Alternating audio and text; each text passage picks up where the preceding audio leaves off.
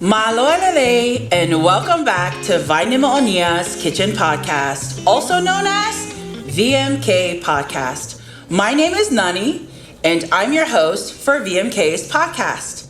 Today, we will be interviewing her younger brother, Lisiate Leota, for our 5th episode. VMK Podcasters, are you ready to be encouraged, enlightened, and spiritually fed? Well, we hope you're hungry because Vaine Kitchen is hot and we're ready to serve up some good food for the soul. So welcome to Vaine Kitchen Podcast. I'm happy that you're here with us today. Thank you. It's a pleasure. And let's go ahead and start by you introducing yourself, where you come from, and describe your upbringing. My name is Lisiate Leota. I'm the second in line. Nani is the oldest, then I follow, and then there's 5 of us total. But I was born in Euless, Texas. Grew up in Utah. Majority of my life was in West Valley City, Utah. And then we moved here to Pensacola, Florida, where I got married, and we'll get into those details later. But my upbringing, I was born into the church, and it was very Bible-based. Everything was according to the Bible. From Genesis to Revelations, that was it. So I don't know where I went astray at some point, but anyways, I'm happy to be where I am now, and it's a pleasure to be here today, like I said, and thank you so much. Good. So when you say the church, just for our viewers, what church were you raised in? Tokaikolo Christian Church. Okay. And so do you remember, I'm curious to know if you remember anything from when we were in Euless growing up, because we were there for how long? Like the first 4 or 5 years of my life. I remember having to ride the bus to Oak Terrace. Elementary. Yep. The elementary one too. Yep. Our one of our aunties was the cafeteria. Yeah. She was a lunch lady. Our aunt. Shout out to Ofamila. She hooked us up. I got extra corn. So I was super shy. I don't know if you remember this. I was super shy, and I would cry for the first 2 weeks every time Mom dropped me off. Oh, wow. So she would have to wait till I'm not paying attention, and then she'll run to work. And then as soon as I turn around, she's like, I'm crying. So the only way they could get me to stop is taking me to Ofa in the cafeteria. She'll give me that Flintstone push-up. That was good to go. Yeah, other than that, I don't really remember too much of our days, earlier days in Texas. Yeah. Is Oak Terrace still there? I believe so. Wow. I believe so. Yeah, that's cool. What was it like growing up as a first generation Tongan American, but also being raised in the Tokaikolo Church? So what was that like for you? If you remember what it was like in Texas, then you can talk about that. But if I know the majority for us was in Utah. Yeah. So what was that like for you? I mean, it was challenging. Honestly, like if I remember correctly, like it was honestly a challenge because you almost had to figure out who to be and how to act, what to say when you're in whatever the setting was. For church, it was a certain way. At home, a certain way. Yeah. When you're at school and everything else, a certain way. Mm-hmm. And it was like learning how to juggle at a very young age and how to adapt to different circumstances. Now, why is it, do you think, that it was so different? Why was it different at church versus at home versus school? I believe because our parents, they grew up in a certain setting. And then coming to the States, they did their best, and a great job to both our parents, wonderful job. And having to try to adapt and get everything to just meet and match, and honestly, it was a challenge. Yeah. And I'll also say the neat part was we come from actually parents who have a lot of siblings. So we grew up with a lot of first cousins. Yes, for sure. So shout out to all of our family, especially in Texas, because we grew up in Texas with all of our first cousins, mostly on mom's side. Yes. But it was like we got to experience that together with them. For sure. So it wasn't just us. We had so many, our friends were our first cousins, right? Yes, exactly. Yeah. So we went to school together, and then even when we all moved to Utah, they would come and visit us. But the cool part was all our cousins were in different churches. Yes. Because it wasn't just Tokaikolo. So we already got introduced to different diversity with religion, faith-based systems. Yes. So that was the cool part. And I think that helped us by the time we got to school. You know, meeting people from different lifestyles and different backgrounds too, and adapting to that. So you made a good point. Let's move on to our next question. Which branch of the Tokaikolo are you in now? Are you still in the Tokaikolo Church? Yes. Do you want to tell us a little bit about it? So yes, I'm still in the Tokaikolo Church, and I am a tangata malanga, or preacher, for the Vaine of Texas. The branch of Texas, Dallas, Fort Worth. So if you're in the area and you're looking for a home, you want to be spiritually fed, please reach out to us. The link is, I always want to do this, here. Yay! Yeah. Please. But anyways, yes, so we're in Dallas, Fort Worth, Bedford to be exact. And churches every Sunday, obviously, at 1 o'clock p.m. So do reach out if you're in the area and you want to join. That's awesome. So who's your guys' Faifekau right now? Reverend Faifekau, Pastor Arona Finau. Okay, very neat. And how big is the church? Like how many families? It's not too big. We've got, I want to say 5-6 families. Wow. But majority of our congregation are children. Wow. And so it's really easy to manage. And shout out to our Sunday school director and worship leader, Faiva Malanga, along with his tokoni, or his helper, Sam Malanga, his older brother. Oh, that's wonderful. I love that the young adults and the youth are stepping up to help with supporting the church. So for those of you who are not familiar with Tokaikolo Church, it's basically like a global network of different churches. Australia, New Zealand, headquarters in Tonga, that's where it all started. But then also you have the U.S., and so you have different states. So he's a part of the Texas branch for Tokaikolo's church. And then I'm from Tokaikolo here in Pensacola, Florida, and also known as Vaine Mo'ania. So that's great. Let's go ahead and start getting into learning a little bit more about you. Awesome. Tell us one of your favorite but also funny childhood memories. Am I in it? There are so many, but I think there's one that just lives rent free in my mind, and I'll never forget.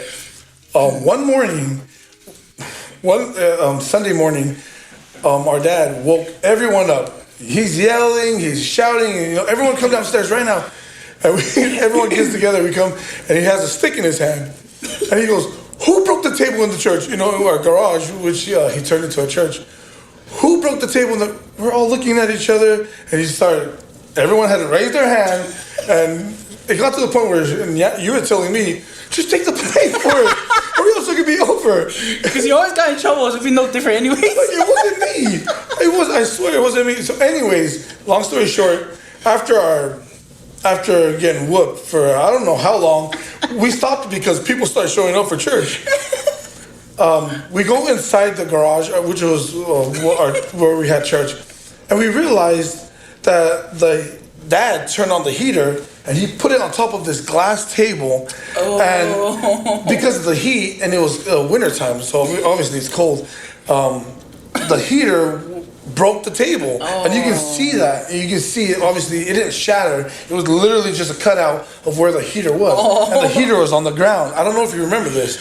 But I think once we told Dad that the heater broke the table, no one had to do chores for the week. We were all on vacation. Dad felt so bad. And I think that's the one thing that I will always remember was the look on Dad's face when he realized it was the heater that broke the table when he plugged it in and it wasn't any of us. But man, that was brutal. It was brutal. I think one of the most valuable leadership traits that anyone could have is when you're wrong, being able to own up to it. Oh, for sure. And I think that's one thing he did so well. Mm-hmm. I do remember there were times he would make mistakes, but he was never above himself to say he was sorry. So you saying that reminded me of that, because I've had a couple of times, you're always going to have disagreements with your parents. That's not a matter of, and I think our Tongan culture teaches us to, sometimes you just stay quiet. You don't have an opinion, you don't say anything. And I think there's a right and a wrong way to do it. But I think one thing that I loved about our father is that even though he had that role of leadership, he was never too above himself to admit when he was wrong. And I'm learning that as a leader in my job. People are watching for that and they respect that a whole lot more. So you saying that, there's so many times I remember him saying that, or he'll come and apologize to us. He was so quick too. And even after my dad did not stray away from whipping us, we got spanking. So that didn't happen all the time. Well, I don't know for something. All the time. My brothers got whoopings all the time. I feel like he had nothing else to do. Dad didn't really spank me, but when he did, he'll always come and apologize after, even if I was in the wrong. But I think what stands out to me the most is when he was wrong, he didn't stray away from admitting that. And so I think I learned that from him at a very young age. You don't remember that? Man, it was like 30 minutes. I remember breaking another table in the living room. I had no part in that. You're on your own. I don't know why our parents got expensive furniture, because 5 kids doesn't last long. No. So anyways, which Bible character can you relate to and why? I want to say like Peter, Simon Peter, because, the whole, so eager to want to prove himself to God. Yeah. But honestly, I think I'm more like a Jonah. There was a big chapter in my life where I literally tried to run away from God's calling. I think it was more because it was through dad and through mom, and they made it seem like a chore, made it seem like a burden. But I want to say that if I can relate to anyone in the Bible, it would be more like Jonah, because it was that period of my life where I was running away from the gospel that it actually taught me the most. And when I fell into trials and the struggles in my life, I hear mom and dad the most. And so, I'd say Jonah. What do you think it is that you're running away from? I think it was more the having to step up, having to, to take the responsibility. But nowadays, as I grow older, I mainly because of my kids, it kind of almost forced me to realize this is your cross, you've got to carry it, and so the longer I try to delay that, the heavier the cross seems. So. Yeah, it's interesting you say that, because Saya mentioned the same thing, because he said he was like a deacon in the church, I think for 14 years. And when I asked him, why is it that you wanted to just stay being a deacon for that long?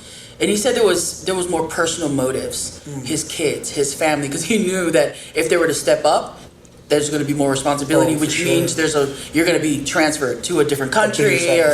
But for you, it sounds like it was a very different reason. Yeah. Accountability, or what is it? Definitely accountability. Yeah. I just didn't want to grow up, and I wanted to be a kid as long as possible. I think mom and dad did a great job, of bringing us up. Kept us in a bubble, if you remember, and kind of shied us away from reality and what the real world is like. Yeah. And so I think I wanted to just hold on to that as much as possible. But like I said, with having my own kids now, I realize I have to do my part and pick up my cross. That way I can create the same bubble for them. Yeah. This question comes to mind.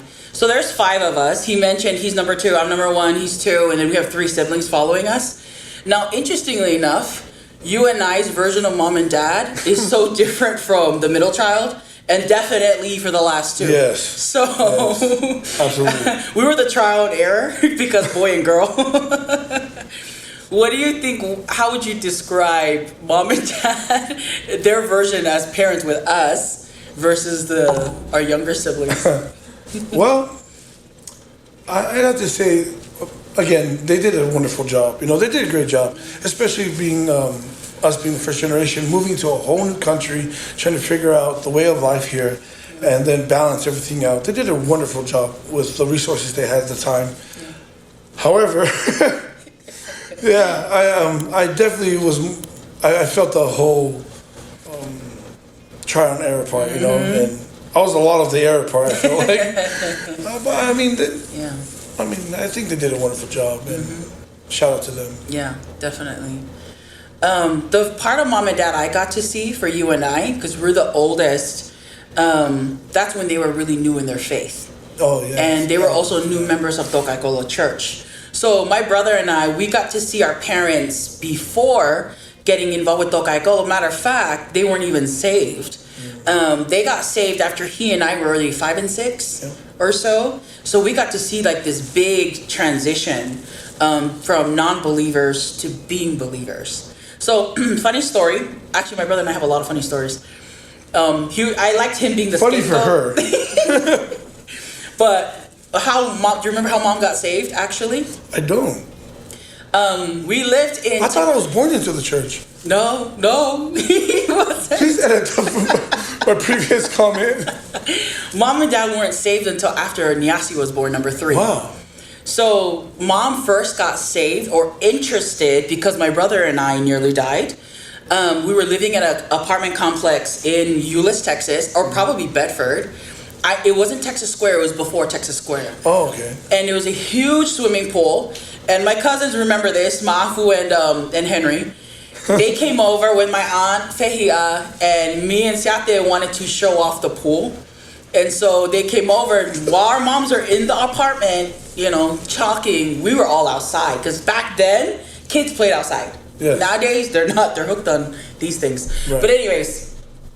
He and I wanted to go show off our swimming pool at our apartment complex. And we take our 2 cousins there.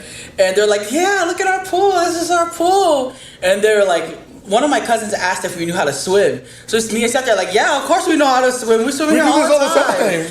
And what do we do? They're like, really? We'll prove it. So what do we do? I think I was 5 and he was 4. All I remember is everything was blue.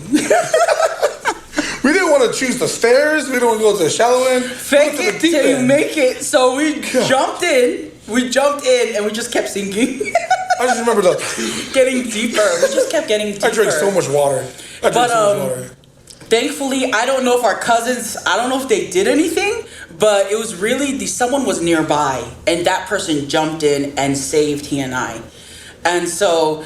all I remember is mom coming out crying. Yeah. But the thing is, she asked why didn't her sister's kids jump in?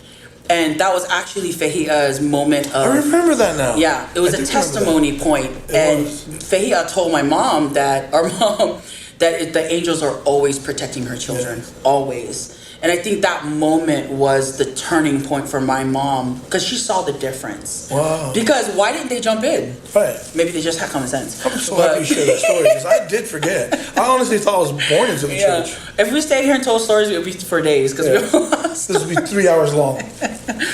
But I'm grateful that God just lined up different circumstances leading up to mom knowing that there was more. She needed more. Yeah. She wanted God's protection. Her children are involved. But mom got saved first. I don't know if you remember that. And she got saved through Vika. Willis. Yeah, it was a traveling evangelist, a female evangelist at the time, who was passing through. And she came through Euless, and that's how mom got saved. And it was actually some time before our dad later got saved, but it was because of her. Like there was this change in their marriage. That was a living testimony for dad to see a change in her that inspired him to want to follow. And that was them being introduced to Tokaikolo Church. So that started after you and I were probably 5 and 6, or if not 7 and 8. So yeah. Wow. Yeah. I honestly forgot about that. Yeah, I remember all that. So, speaking of that, speaking of marriage, tell us about your wife and your children, and tell me just describe each of them. Like, what do you appreciate most about each of them? Man, I have a beautiful wife, Teresa Talupe. Her dad is the Faifekau Sea for Hawaii. And so what's your dad's name? Sione Talupe. Okay. And the mom? And Levaitai. Okay. Naulu Talupe. And so shout out to them. Love you guys so much. And her younger brother, Semisi, and his wife, Peta. I remember Misi, yeah. So I'm married to Teresa. How long? Don't ask me. Let's go. How long have you guys been married? 14 years. 14 years? 14 years. Yes. I only know that because that's a long time. I only know that because of Abraham's age. So however old he is, that's how long we've been married. Yeah, that's true. That's true. But yeah, I can't believe it's been 14 years. What I love the most about Teresa is she reminds me so much of Dad. Very quiet. Like, she has no outside voice. Like, when she's bad, it's funny because she's yelling as if she's in the library. Laza's right here. That's her. That's her. And her dad's the same way. Very soft-spoken, but their actions speak louder. And so a lot of things I learned from her is through her actions. And her patience, oh my gosh. I'm thankful. Thank you, God. Because, like, I wouldn't even put up with myself, That's true. Shout out to Lisa. Yeah, shout out to my wife. She puts up with so much. Thank you so much. I have 4 boys: Abraham, Viviani, Johnny or Sione Tawalupe Jr., Luke, Richard, named after me, and then Solomon Sunia, the youngest. Yeah, all boys. All boys, no girls. Just Lisa. Yes. Every single one of them are very different and unique in their own ways. Abraham, I see a lot of myself. Very competitive, very eager to perfection. We just want to be perfect in every single That is you. Yeah, you're right. And I see that in Abraham, and I learned so much of how we were brought up. And me being the oldest boy, and what comes to that, I see how I have to, bring him up and nurture him and teach him. I talk to him differently. I'm more aggressive with him. With Johnny, he's more like my wife. You can't yell at him, you can't, He's more sensitive. Yes, the communication is different. I have to deliver it in a different way or else he'll shut down and won't respond. Yeah. Luke reminds me of our younger brother, Nyasi. You can't get a serious note out of him to save your life. He jokes around from the day when the sun comes up till it's dark. And then Solomon, Sunia, he's autistic, and so he has taught me the most as far as patience. Yeah. Having to be patient, having to figure out a different way to communicate other than speaking, because he doesn't really fully understand yet, and all of his a lot of that is delayed, so I have to figure out a different way to communicate with him. What does he want? What does he need? How can I help him out in that way? So it's definitely kept me on my toes. I say this to a lot of people: 4 boys and I still take out the trash. I think I'm doing something wrong. But anyways, yes, I love my family to death, and they're a huge foundation and support system to me. That's right. I even think about, even in the Bible, the family, you really can't carry on your lineage if you don't have children. So your boys are the next to help carry on.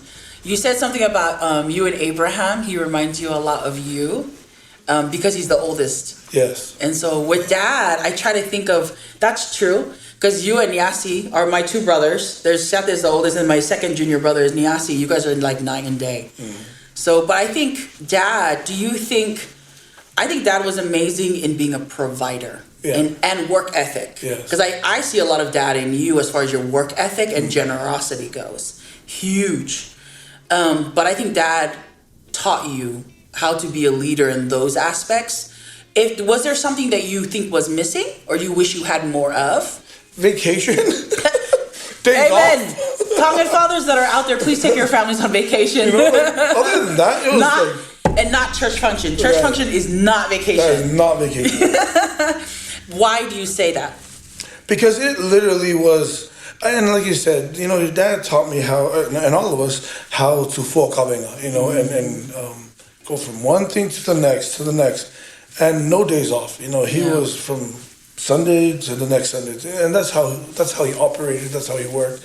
And I'm privileged and I'm thankful for the example that he set. But at the same time, I realized I'm doing the same thing. And I always tell myself, make some time for your wife, make some time for your kids. Yep. And so I'm trying to do better at that. Yeah. Because that's the one thing I want to say was the family time. Yep, you're right. You're right. I think when people ask me, what was your childhood like? I would say the same thing.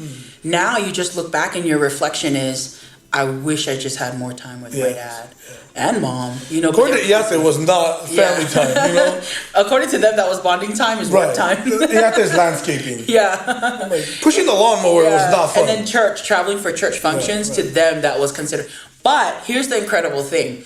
Our father worked for the airlines actually his whole life, and even before we were born. So we had the privilege of traveling, really. And so we got to see the world. Because my dad was able to be creative at finding ways that gave us opportunities to travel, so they did their best, I think, but I agree with you. It is important to have family time. Why is that? I mean, because those are the moments you can't take back, those are the moments you can't redo it, and just life in general, so I feel that that's very important, because that's what for me, along with the gospel, that's what you want to pass on. That's the torch you want to pass to, again, my kids. I want them to value family time. And like you said, don't let a church function or a funeral or work be the reason that we're going somewhere or that we're stepping out of the norm. Yeah. You got to make time.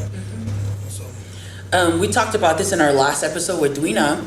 And it's so important for fathers to make time, because where you don't, then your family, especially your sons or your daughters or your children, they'll find and spend time with other people. But it really should it should be anchored with home.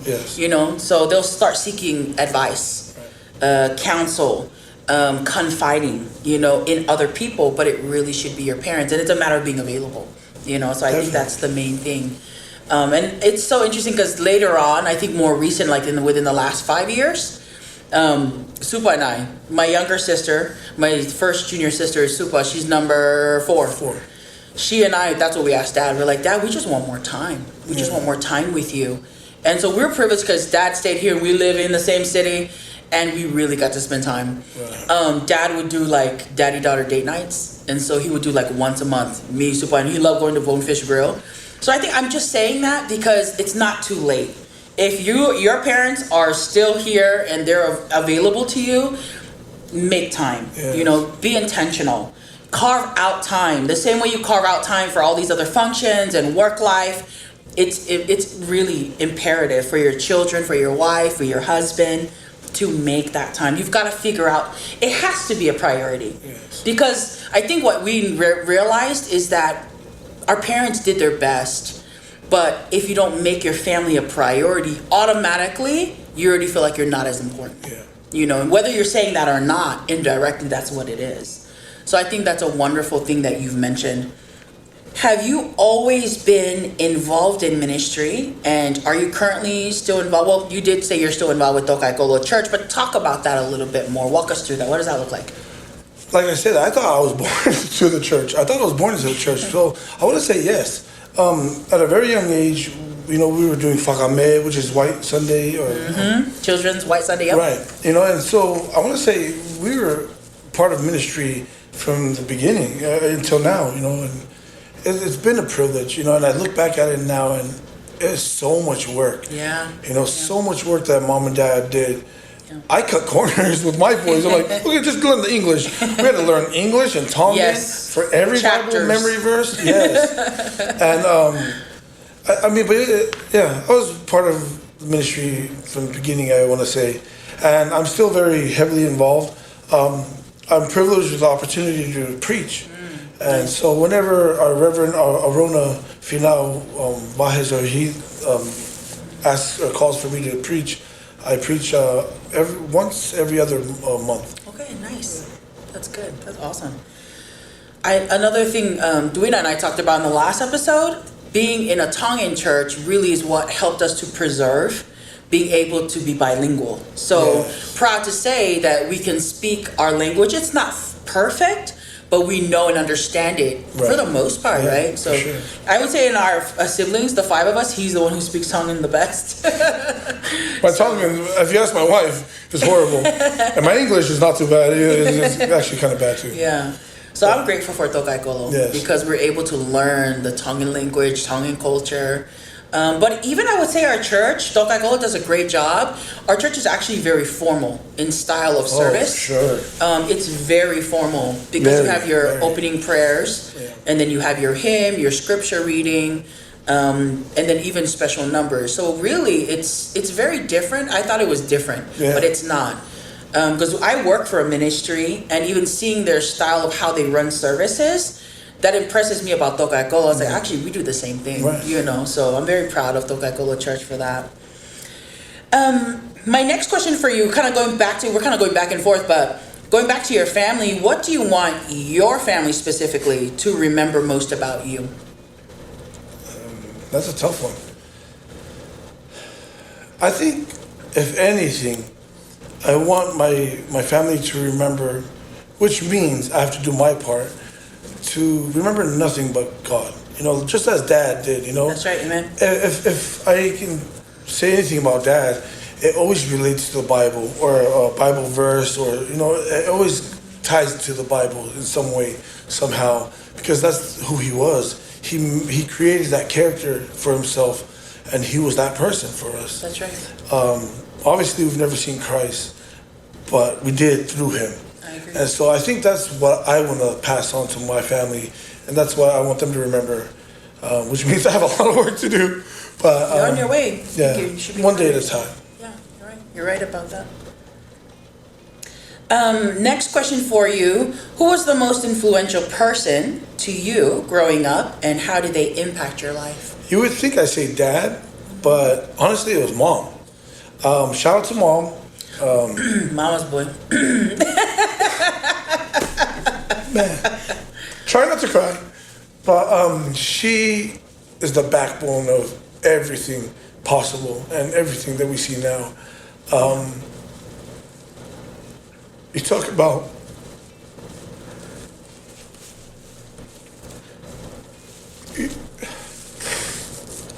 strength, That woman, man, she's my hero. That's who I look up to.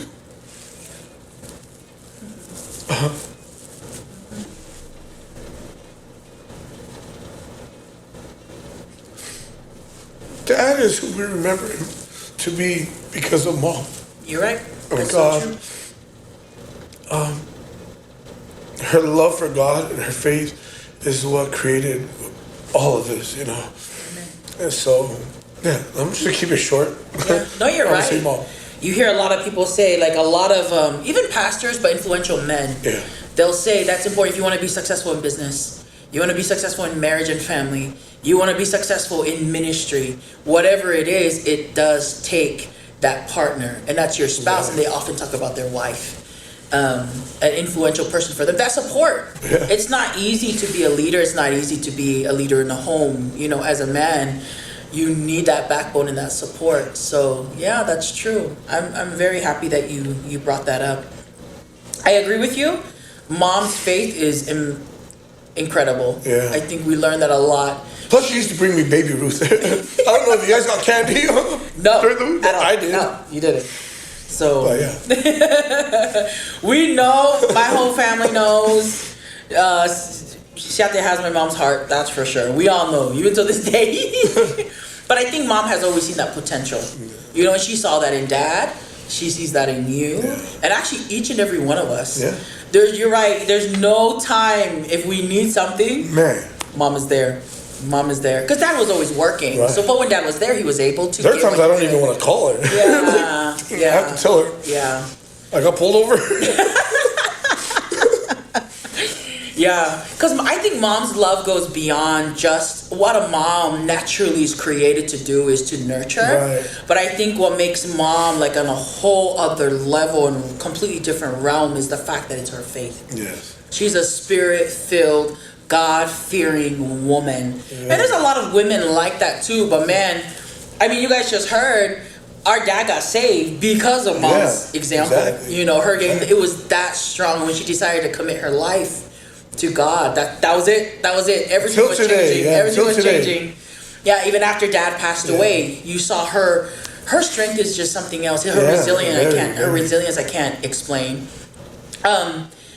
the ministry I work for had a grieving class, and it's called Healing Heart. So shout out to Pastor Tim and Stacy Zacharias. I told them that I'm going to tag you guys so you guys can see that. But they did a 9-week course on grief, which they've given me permission to share that. So I'm going to be doing series on that next year in 2025. Nice. But I was so proud of Mom because I never thought she'd be interested. Mind you, our dad passed away January 6, 2024. February, they were starting up this course. And I was like, Mom, do you want to go to the grief course with me? And she was like, yeah, let's go do it. Oh, wow. And she went open-minded. I think Mom is a lot open-minded than we think. We thought she was very strict. Yeah.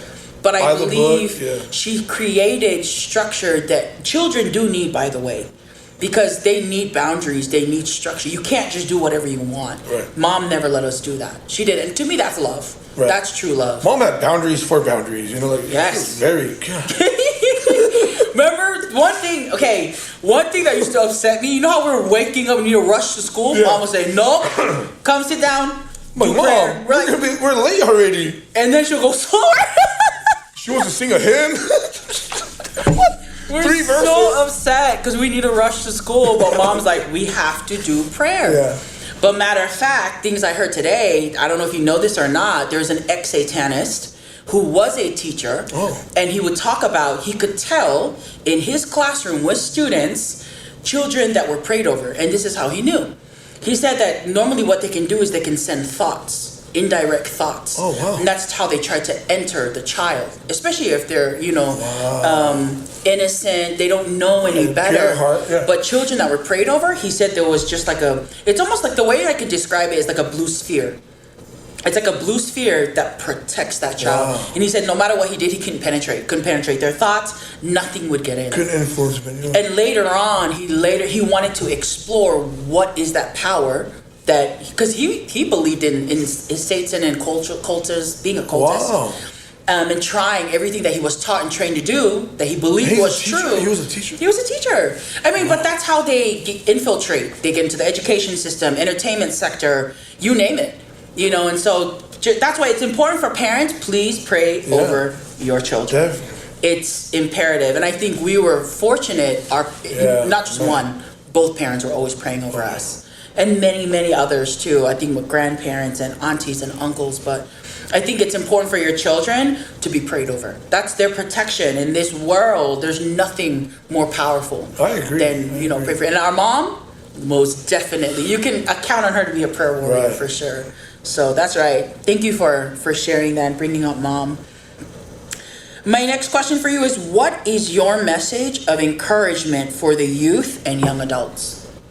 It's more of a Bible verse, Sunday school Bible verse that I remember, and it's Matthew 6:33. Mm-hmm. But seek ye first the kingdom of God and all His righteousness, and I think that's the key right there. All His righteousness, and all these things shall be added unto you.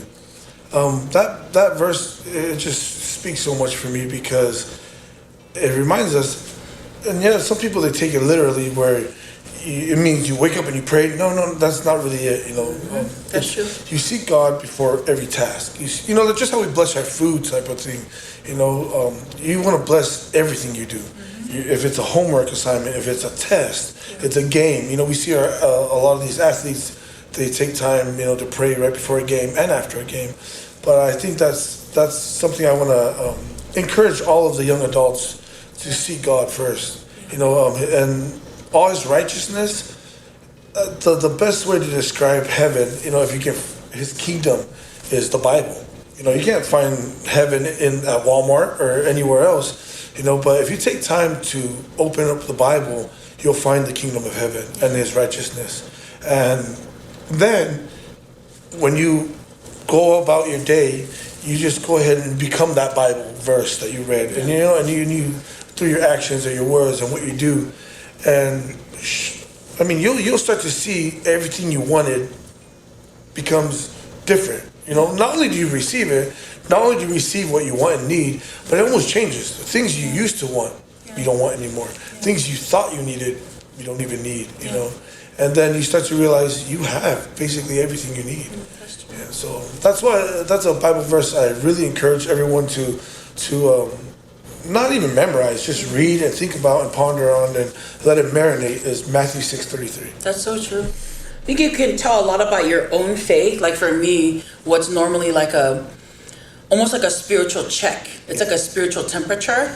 You'll know when you're all alone. Like I'm talking about when you're in the private time by yourself, what your mind is focused on, where your heart is at. That's how you'll know really your spiritual relationship with God, like what you're saying. Because if it's heaven oriented, ministry minded, Christ-like in servitude, that's all you think about. But in order to do that, in order to get there, you really have to build your own real. For sure. Talking about who is God to you, you know. So if I ask you that, who is God to Siate? Who is God to you? I say God is the best example of a servant. And to me, and Dad said this many times, and I've shared this many times too, but Dad once said, you will never be a slave or a prisoner if you decide to serve, and if you're willing to serve. Amen. And that's what Jesus Christ is to me. Everything you know of him was in the way of a servant, you know, and it was always about someone else. It had nothing to do with him. Yeah. Went out of his way for someone else, you know. And I think that's who he is to me. A great example and an inspiration. Amen. That's very true. That's really what we should strive to mimic and be like. Right. But you're right. I hear a lot of people say, "Don't tell me about God if I can't see it." Yeah. You know. Exactly. You know how you treat people, how you help people meet their needs. You know, that's true. Don't tell me, show me. Right. So that's such a good point. My next question for you, thank you for the message and encouragement for the youth and the young adults.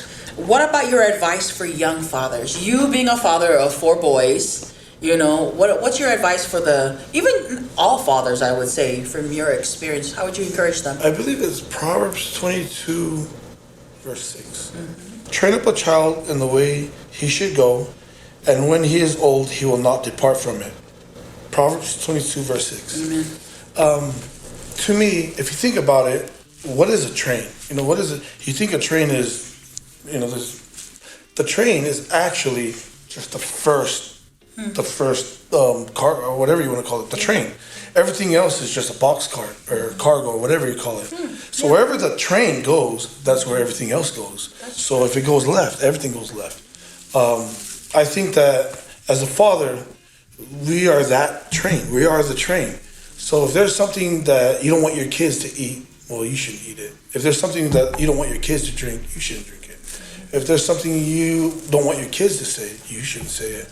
Because again, train up your child in the way you should. That's our responsibility. That's our duty. And especially with 4 boys, I see them mimic everything I say. Even Sunia doesn't talk. He sort of mimics and says what I say. And so I have to be very, very, I have to pay attention to details and what I do, what I say, where I go, because that's exactly what they'll do. Yeah. You're right about that. Every son wants his father to be proud of him, whether they say it or not, directly or indirectly. They do. They want their dad to be proud of them. And so I do know the boys look up to you a lot, you know, as example, just like you looked up to Dad. I don't think, how can I believe in God, in the God that Dad talks about, if Dad didn't live it? There's no way. Right. Yeah, that's a contradiction. Definitely. That's a definite contradiction. But Dad was faithful and he believed it because he lived it. Right. Yes. That's the only real example that I could see. Right. But it was just like God, like you said, it's serving people, loving people. It is love. So you're right, because your temperament. I mean, think about Mom and Dad. If they were upset about something, we sensed it, whether they said it or not. You just start cleaning for no reason, yes. You know, because you knew they were upset. That was the fastest cleaning job we were getting.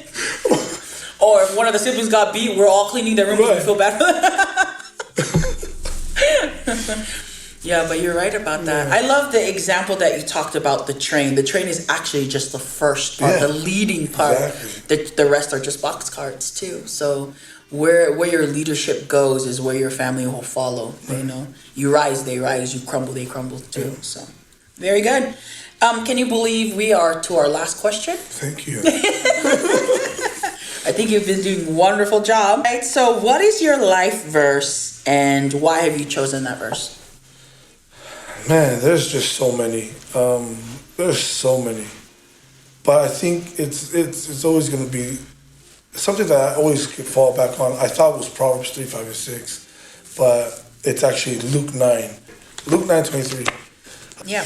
Then he said to them all, if anyone desires to come after me, let him deny himself, pick up his cross daily, and follow me. I'll always treasure this verse because I think this is a verse that I honestly saw in Dad and Mom. You know, it didn't matter what day of the year it was, they had to pick up their cross. Yeah. They had to deny themselves. They're tired. They still woke up. I don't understand how they wake up at 6 every morning. It doesn't make sense to me. Yeah. We went to sleep at 3 and they're still up at 6, calling us, you know, to have family, like you said earlier, family prayer. But it was the willingness to deny yourself and pick up your cross and follow him. And I think that's something that I will never forget, was seeing this verse in life, in real time, through Mom and Dad. Yeah, you're right about that. There was never a place or time that we ever saw Dad doing one thing and Mom was doing another. Exactly. They would deny themselves together. They were always a union, united in every aspect. And if they had a disagreement, they would still come back together, regroup, figure it out again. You know, but that's a beautiful thing that you mentioned. Well, I've enjoyed our interview and I'm so proud of you. It was a lot of fun. Yeah, I'm really proud of you, and I'm glad that you're involved with your church and supporting your church, and even you're learning a lot. I think our parents and a lot of the parents really make it look easy. Yeah, but it's really just like the story you shared earlier about us jumping in the pool. We jumped in on the deep end. And that's literally what life's always been. You know, Mom and Dad has always thrown us in the deep end of everything, especially the spiritual aspect. They were raising us at the same time, teaching us in small ways. Little by little, as we were getting older, they would teach us how to, let's get up, be ready to speak, say something in church, say something in front of the family. Learning how to communicate at a very early age, but also supporting the church in many, many, many ways. But I think the strongest point that you made was the fact that they set the example first for us, but it was always backed up by scripture. Yeah. So I think there's so many inspirational things. You listen to motivational speakers around the world. That's nice and all, but when life hits you hard, you know, and the hard stuff happens, it's really the only thing you can really fall back on is your faith, but it's also God. It's really God that helps you in those moments. So I love that. So thank you, Shate, for being here at Vaine Kitchen Podcast. I hope you guys enjoyed our 5th episode for Vaine Kitchen Podcast. And please, if you have any questions, please drop them in the comments. You can always send me a direct message. If there's any topics, things that you guys would like to hear us discuss more or do research and talk about more, we're more than happy to do that. And a shout out to also Tokaikolo Church in Dallas, Fort Worth, Texas. Come visit. So that's right. And if you're in Pensacola area, come and visit Vaine. You always have a home here as well. So thank you very much. Until next time, Momea.